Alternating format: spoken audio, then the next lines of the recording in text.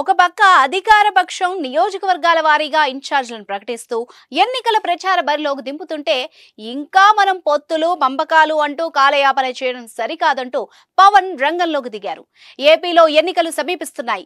ఎన్నికల నాటికి ఆయా నియోజకవర్గాల్లో పార్టీని పటిష్టం చేసుకునేందుకు అసెంబ్లీ సెగ్మెంట్లకు సమన్వయకర్తల అవసరం ఉంది. అన్ని రకాల చర్మ సమస్యలకు శాశ్వత పరిష్కారం ఈ శ్రీత 9281458181. వైఎస్ జగన్ ఇప్పటికే పలు స్థానాలకు ఇన్ఛార్జ్లను ప్రకటించారు. జనసేన అధినేత పవన్ కళ్యాణ్ సైతం సమన్వయకర్తల్ని నియమించారు. విశాఖ పర్యటనకు వెళ్లిన జనసేనాని స్థానికంగా ఉన్న ముఖ్య నేతలతో సమావేశమై స్థానిక అంశాలపై చర్చించారు.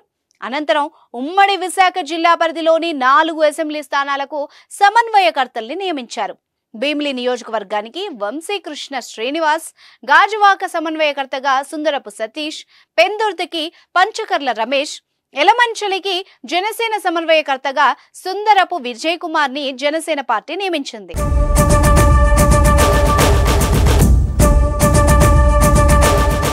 అయితే ఉమ్మడి విశాఖ జిల్లాలో 4 స్థానాల్లో బరిలో నిలవాలని జనసేన నిర్ణయించినట్టు తెలుస్తోంది. అందుకు అనుగుణంగానే భీమిలి, గాజువాక, ఎలమంచలి, పెందుర్తికి సమన్వయకర్తల్ని నియమించింది. టీడీపీతో పొత్తులో ఉన్న జనసేన పార్టీ అభ్యర్థుల ఖరారుపై క్లారిటీ ఇవ్వలేదు. అయితే అభ్యర్థుల్ని ఖరారు చేసే వరకు ఆయా నియోజకవర్గాలకు సమన్వయకర్తలుగా వీళ్లు వ్యవహరించనున్నారు. మరోవైపు అనకాపల్లి లోక్సభ సీటులో మెగా బ్రదర్ నాగబాబును బరిలో నిలపాలని జనసేన నిర్ణయించింది. అనకాపల్లి ఎంపీ సీటుకు నాగబాబు పోటీ చేస్తారని ఇటీవల కాలంలో ప్రచారం జరుగుతోంది. ఈ ప్రచారానికి అనుగుణంగానే ఆ సీటులో మెగా బ్రదర్ నే బరిలో నిలపాలని పవన్ కళ్యాణ్ నిర్ణయించినట్టు తెలుస్తోంది.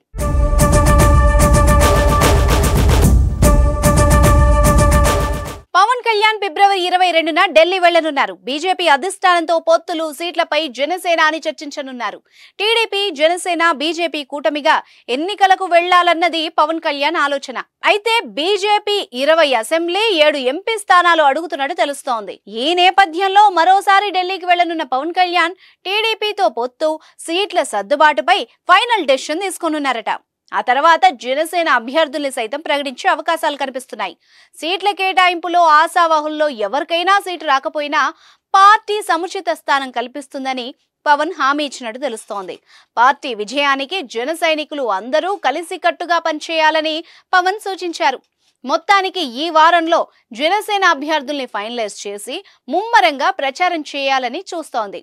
ఎన్నికల బరిలో నిలిచే అభ్యర్థులు ఎవరెవరు అవుతారోనని జన సైనికులు సైతం ఉత్కంఠగా ఎదురుచూస్తున్నారట.